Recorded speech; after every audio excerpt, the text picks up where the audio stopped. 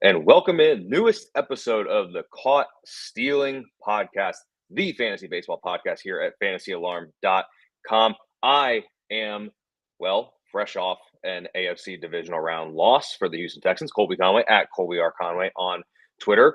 And to my virtual left is fresh off an AFC divisional round win, Matt Selz at the Selz Man over on X, formerly known as Twitter. So, Matt, obviously, football wise, I know you are doing better than I am. But outside of that, how are you, my friend?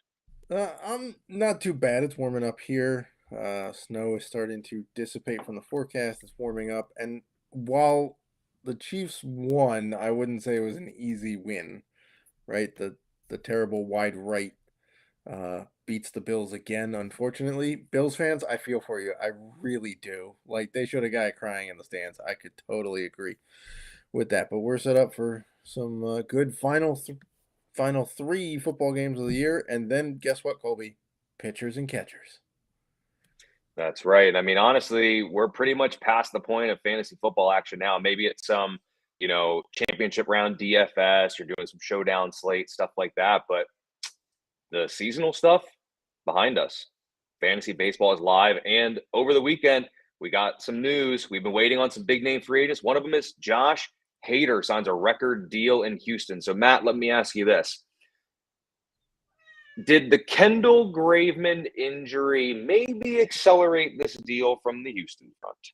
Or do you think Houston was around the Hader market the whole time and it just coincidentally aligned with Graveman going down for the year?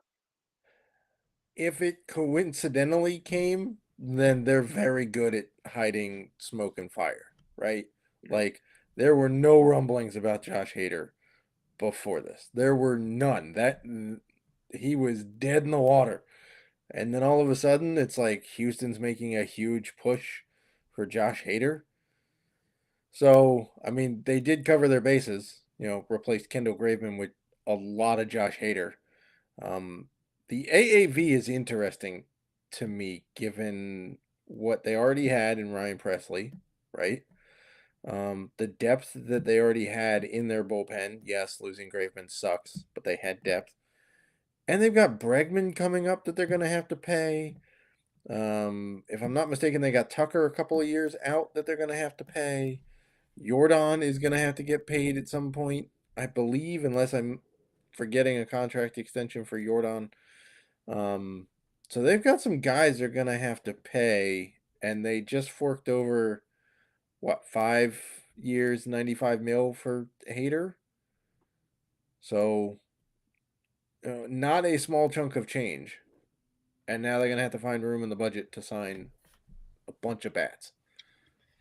A lot of times you see teams fork over a lot of money for that ninth inning man when there are far less established options.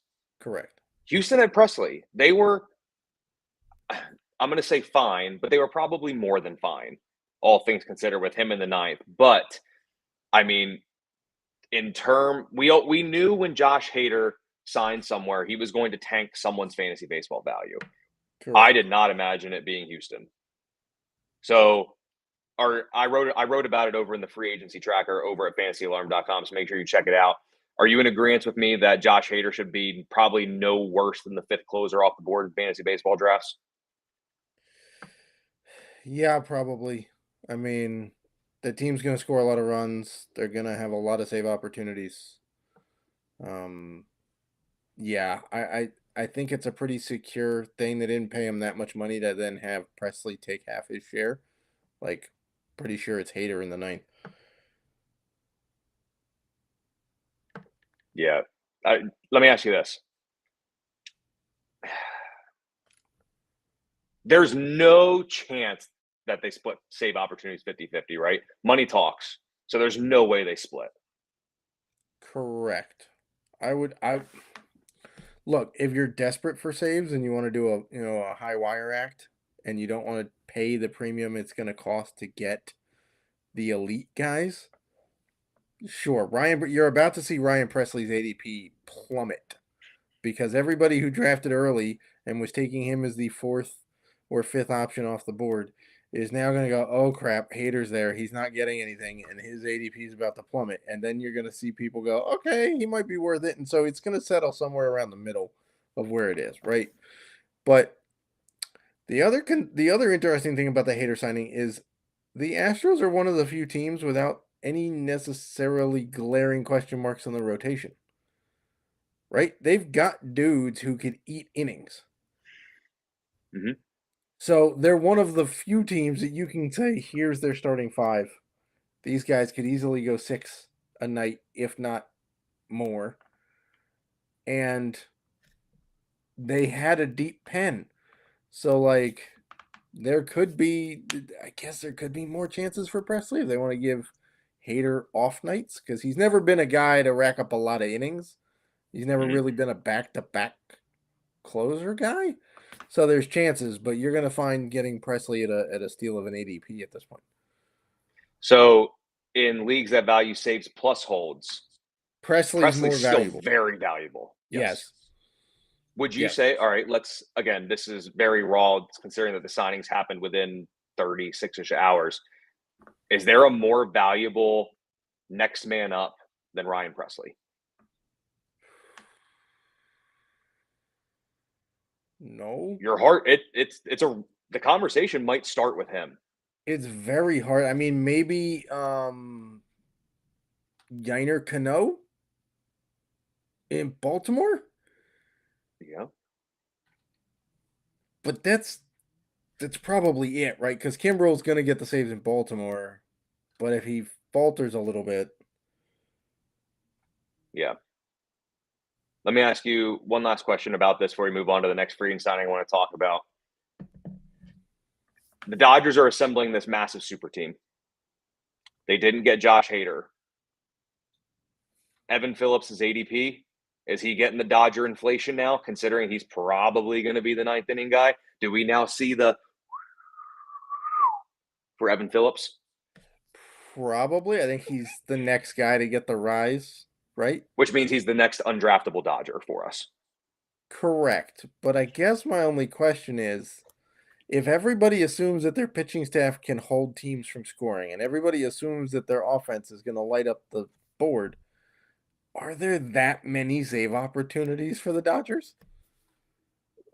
I mean, they can't win every game 8-0, can they? No, but I mean, you think about like the Giants just traded the middle of their offense for some inexplicable reason, as we talked about last episode, right?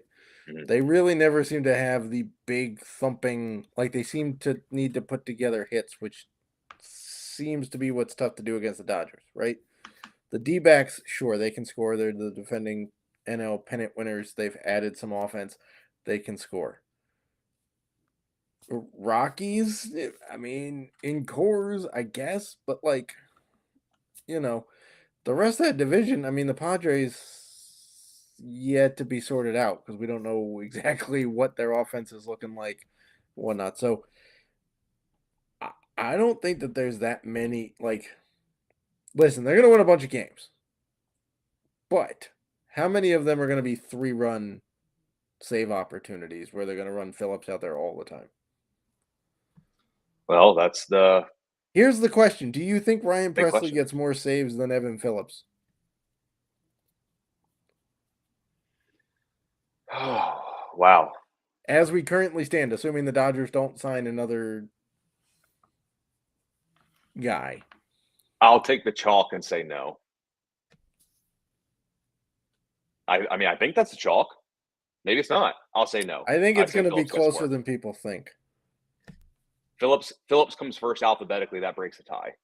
So give me Evan Phillips there. Now let's take the money out of the closer situation that we see here in Houston. Robert Stephenson gets about $11 million a year with the Angels. Carlos Estevez was the closer for pretty much all of last year, despite all of my shares of Jimmy Herget, who I thought was going to be the ninth inning guy. Wrong. Didn't happen. So let me ask you this. Money talks. I said that. Stevenson's getting $11 million. Is Stephenson the closer for the Angels this year, or do they run it back with Carlos Estevez, who I believe, I wrote it up a little bit ago, I believe was 31 for 35 in save chances last year. So what do you think about the ninth inning for the Angels in 2024? I think you start with Estevez. And then if he falters, you go to Stephenson. Okay, so how short's the leash? Because Stephenson was damn good with Tampa Bay. He was really good. He was really good. Like reality, fantasy, like you can't ask for much more for a potential ninth inning guy. Former Pittsburgh great, by the way. Always got to What a work that in horrible. there, huh? I was letting you have the chance to do it, and you didn't do it, so I was contractually obliged to throw it in there. Well, that's your tagline, right? Former Pittsburgh great. I'm going to make you a jersey that just says former Pittsburgh Yeah, great. yeah, do it. I'll wear it. I would guess it's pretty short. I mean, I'm not sold on Stephenson not starting the year as the closer, but they have fluctuated so much. And for a loser, I mean, the Angels are going to be terrible this year. Sorry, Angels fans. It's just you got Anthony Rendon, who's played an entire season over 4 years, complaining about the length of the season. You want shorter already. seasons. He does want shorter seasons, and people are like, "You're the wrong dude to point this out because you played 148 combined games in 4 seasons." Also, by the way, good luck getting that $38 million a year off your payroll for a guy who doesn't want to play. So they're going to be terrible. So I think this might be an experimental year and just see what happens. But I don't know that Estevez has really done anything to necessarily lose that job starting out, other than having a dude signed to his same position group. With all that being said, I will be drafting a lot of Robert Stephenson with the hopes that Estevez falters. And listen, if you're in a saves like a Selz league, Stevenson's arguably more valuable than Estevez. If Agreed. you're in a pure saves league, I'd probably still go with Stephenson, but I don't know that he's going to get like the first save out of the box. I don't know that that's going to be Stephenson. But I would say, even if, or especially if he doesn't get that first save, pounce. Yes. If someone drafts him, impatient, Estevez gets the first 2 saves, give me Stephenson at that point, and let's hope in 2 weeks the narrative changes.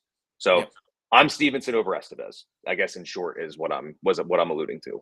I'm slightly Stephenson over Estevez. I'm still not sold that he's starting the year as the locked-in closer.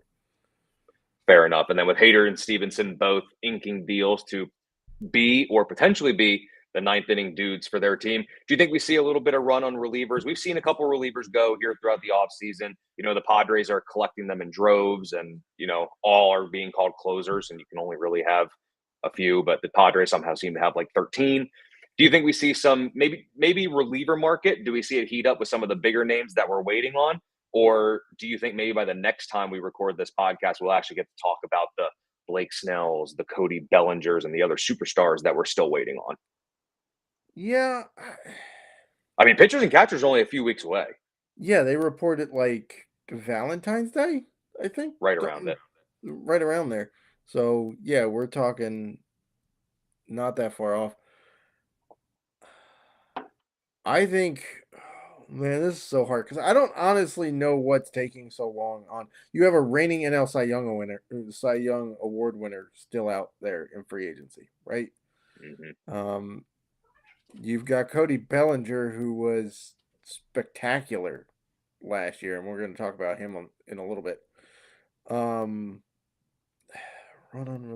feel like reliever deals are easier to get done in general because they're always changing teams.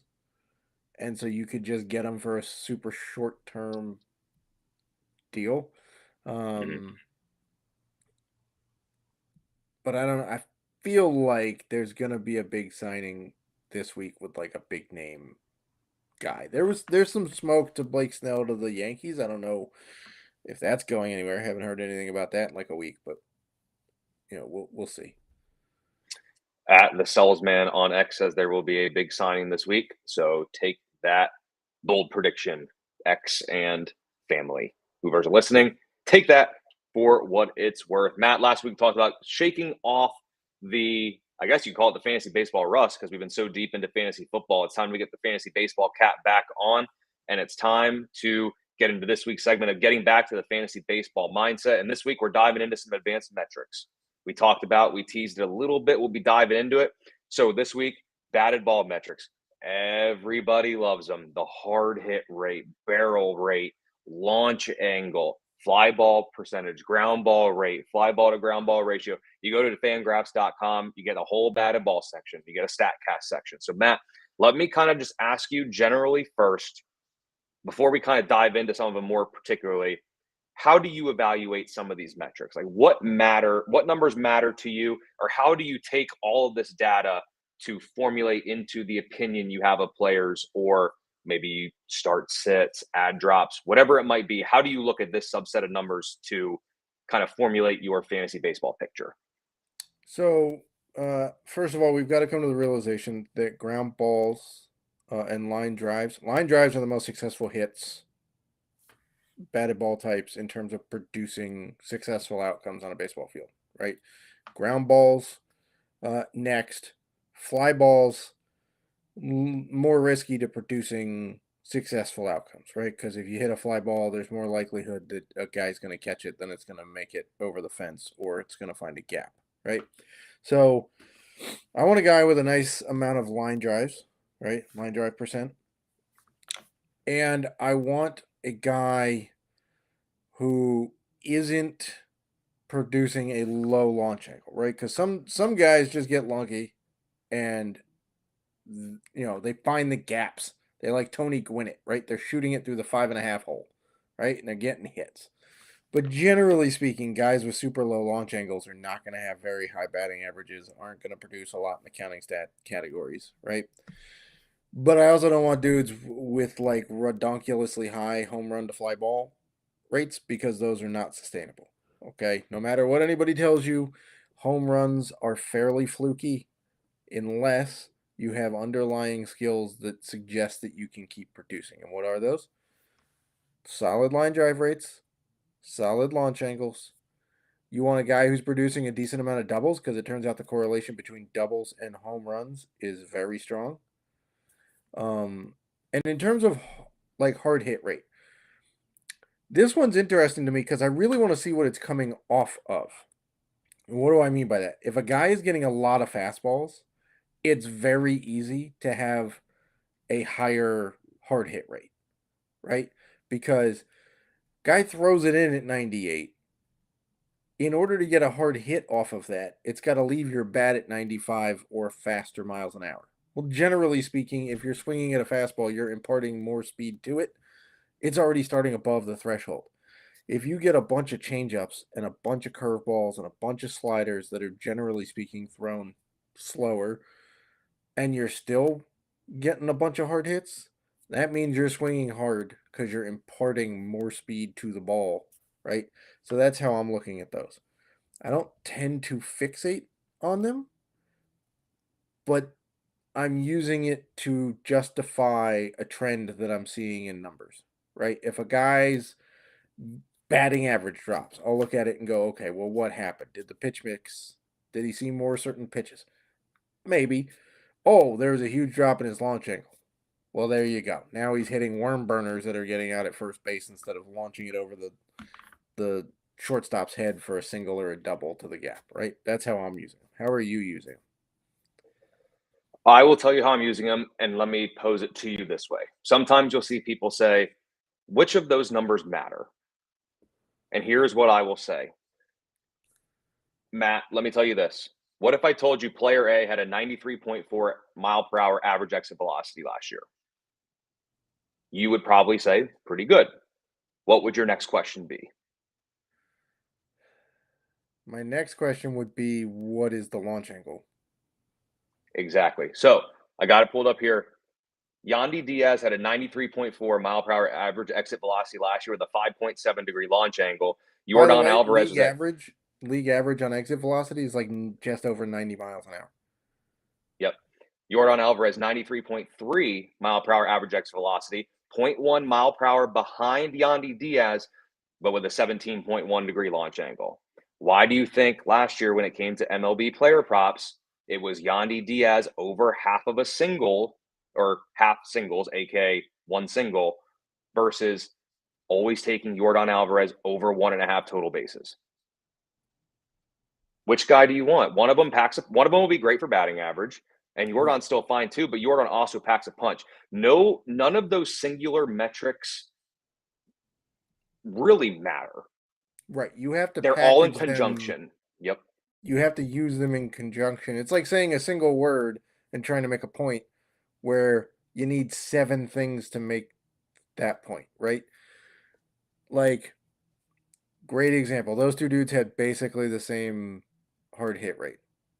Mm-hmm. One of them was more successful for fantasy baseball than the other one because they were hitting the ball not on the ground or right at Jose Altuve height. They were hitting it, over Aaron Judge. That's successful. Now, if you see a guy who has a 1-year blip in that, now you got to go investigate why that was. Did he change something about his swing? Did he go to an off-season hitting school like Driveline? Did he see a different pitch mix, right? Or was it just sheer luck? And this is where you turn to things like BABIP, where they'll tell you if there was luck involved. If his BABIP is way over his batting average, then you're like, that guy got a bunch of bloops that weren't caught. Because, there's lower. You're like, that guy's got some room for some positive movement, right? So this is you can't pick out anybody on Twitter who follows baseball writers, and they're like, "Oh, this guy had this hard hit rate and this launch angle. That's awesome." Okay, it helps, but that's an incomplete piece of the pie. That you're missing a bunch of the pie to figure out what's he actually going to do. Absolutely. And I know we're mainly focusing on seasonal baseball here, but you can take this same ideology to MLB player props. If you're looking at taking home run props, go to Baseball Savant, see who last year or over the past couple of years has been relatively consistent in terms of high average exit velocity on fly balls and line drives in particular. I've said it 2 weeks in a row. I'm going to make it 3. This isn't backyard baseball. You don't hit the little button on the right-hand side to get the groundhog or whatever it is where it goes underground, pops up into the outfield, and you get easy extra bases. Doesn't happen. This is Major League Baseball. You can use the same ideology in MLB player props. Look at home runs from last year. Why do you think someone like Jake Berger is still going to hit a ton of home runs in Miami? Because he's one of the best at hitting the ball hard in the air. Massive park, he can overcome that. There's other guys where, even if you put Isaiah Kiner-Falefa in the launching pad that's New York or Yankee Stadium, he's not going to hit 20 home runs. He's just not. These numbers arguably don't matter by themselves. Packaged together, you get the full picture. That's like if I was going to explain to you this famous painting, and it's like, yeah, it's the Van Gogh one that has some blue in it. Yeah. Oh, okay. There's have a probably decent multiple idea, of them. Yeah, you have a decent idea of which one you could be taught, but there's a bunch. So Yep. I will say that in season, I'm a little less likely to rely. I am not going to necessarily hang on to a guy who's having a bad first half saying, well, all of his metrics suggest he should turn this around. If he's not turning it around, then I don't care what the metrics suggest. He's not living up, expected batting average, expected WOBA, expected contact, right? Whoa. We'll talk expected statistics another week. You can tease it. We got to save that for another week. Yeah, we'll talk about how we use that preseason, but in season things shift a little bit in terms of metrics. And the same goes for if a guy is hot. I'll look at those and go, okay, as soon as you see a downturn, drop the guy because at some point he's unsustainable, right? Just like when Ellie De La Cruz came up and he had monster fly ball to home run or home run to fly ball rates and expected everything was through the roof for guys don't hang on to that for an entire half a season. That doesn't happen. And then he started facing lefties and whiffing 30-some% of the time. But another thing too, I'll add one. We didn't talk about BABIP, but if you see low average exit velocity and high BABIP, sell, baby, sell. Yeah. For those uninitiated, BABIP is batting average on balls in play. It basically judges a whole bunch of stuff and suggests, okay, if you hit a ball here, you'll get a hit X percentage of the time. And when it averages all up, it goes, okay, so you've hit balls all over the park. They average to a 370 BABIP. But in actuality, he has a 220 batting average because turns out he's not playing the worst fielding in the league, or somebody booted a ball and it didn't get called an error. So, it helps the BABIP, but it doesn't act like we'll talk about that, in future episodes. But that's for the uninitiated. That's what it is. How about next week? Correct. All right. Tune back in Monday, the 29th. 29th. Monday, the 29th. We're freezing because we're recording this on Sunday after the Chiefs game. So the date we got to add 8 instead of 7. That threw us off. Yeah, and I'm making sure my math's correct. Monday, the 29th, we're talking expected statistics. You can expect that on the 29th. So, Matt, to round out this week's episode, we're going to put on the GM hat. We got many teams in Major League Baseball. Many teams have holes, but we're each going to pick one team. We're going to put the GM hat on, just like this. You get to make one move for the team that you select, and I will be nice, and I will let you go first. You're the GM of one team. You get to make a move. Let's hear it. Okay, so despite the hat that I'm currently wearing, I'm going to be the GM of the Cubs. And my move, it's the guy I promised you later in the show. That time is now. Cody Bellinger. I think you should sign Cody Bellinger for more than just a year. The guy clearly proved he's back. I don't know what LA was doing with his swing that the Cubs figured out in one offseason. But he was amazing last year. He almost powered you single-handedly into the postseason if the pitching wasn't so bad. You fix the pitching a little bit, right, with Imanaga. Let's go ahead and get Cody Bellinger back in that lineup. Make that lineup even deeper.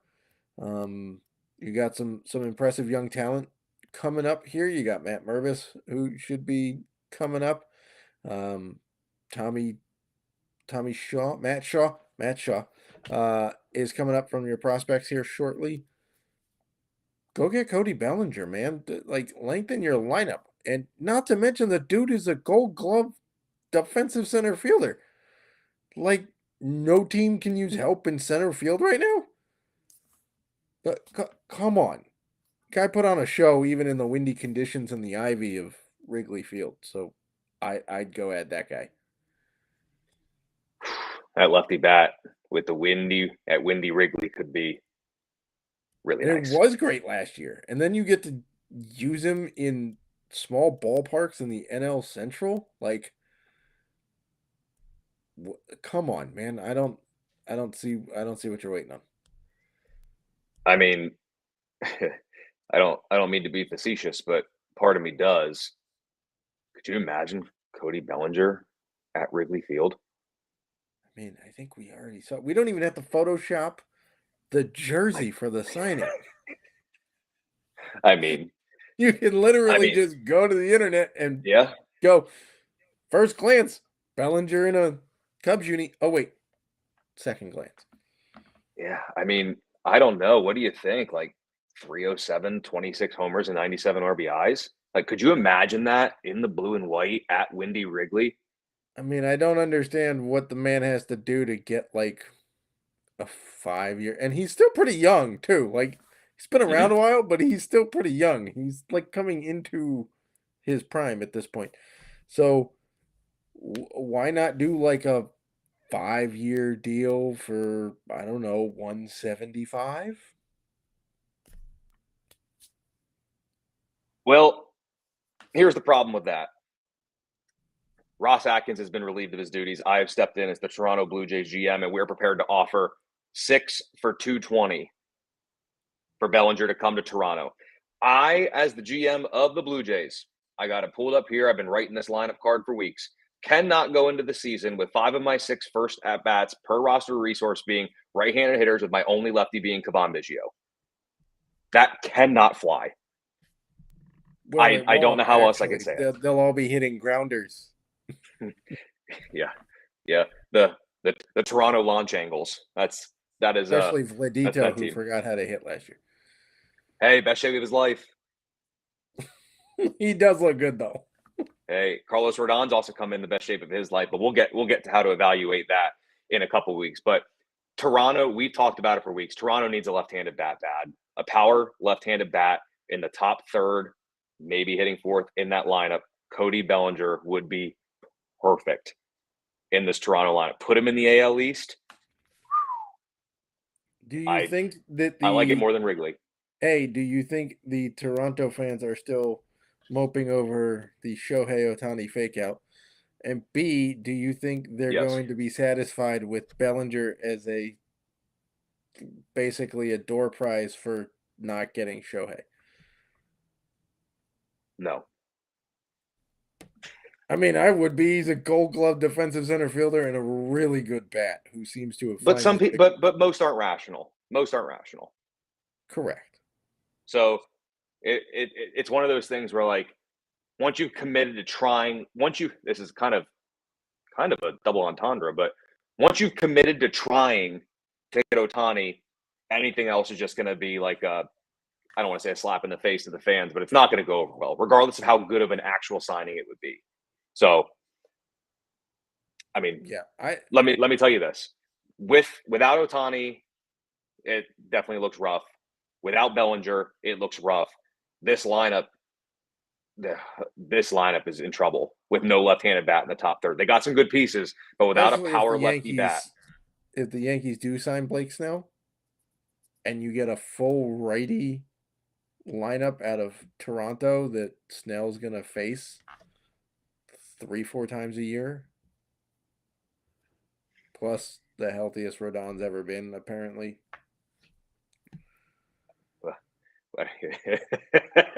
We're kind of biased. People aren't going to believe us when we kind of crap on Rodon. So I don't know how much we can say about it. I mean, yeah. Well, I think, you know what we should do coming up to the season? We should compile all of the best shape of their lives or great shape coming into camp, and you and I rapid fire whether it matters for fantasy this year. Yep. Nope. Yep. Excellent Nope. idea. Yep. And just roll through it real fast. I'm talking 2 minutes tops, like Chris Berman 3-minute style, but best shape of their life, and we just determine does it matter or does it not matter. That's gonna be good. That's Can't clip wait for worthy. Joe Kelly's. Has he broken a window? Is Chris Sale still healthy? I made it through the offseason. Good. That matters. Somebody keep him away from a moped, like or a bicycle, whatever the heck it was. I still remember seeing the tweets that went around then Twitter, but the guy riding the bike and he sticks a stick himself in the spoke and flies over. Too real. Let me ask you this one last thing before we wrap it up. Kind of go it there. Take the GM hat off. You now get to look around the league again. I know we each picked one. Any other moves that you just think would be a perfect marriage? Remaining free agent, team need, etc. So I have an interesting one for you, and I kind of want to run it by you. Okay. Clayton Kershaw still out there? He sure is. Right? Obviously, there's questions about if he'll pitch this year, how effective he'll be, right? If you're the Nats and you've had a history of bringing back pitchers from injuries, do you sign Kershaw to a 1-year deal, and if he's healthy and pitching good by the All-Star break, you flip him for another prospect? Well, when is Kershaw going to go back on the mound? I don't think it was like a season. I love the process. I don't think it was a season-ending thing. Let me see if there's a timeline, because I haven't heard anything, and people are kind of like, well, he should be back. I thought it was going to be around the summer months. Was it? Okay. Yeah, you look it up. I'm on Airbnb Wi-Fi, so I feel like if I open a second tab, this whole thing's getting shut down. Yeah, that's a decent possibility. Yeah, he had that shoulder thing? I do believe it was shoulder, if I remember correct.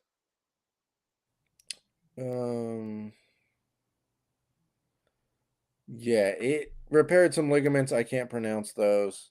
He won't be ready. Okay, till the middle of the season. So fair enough. But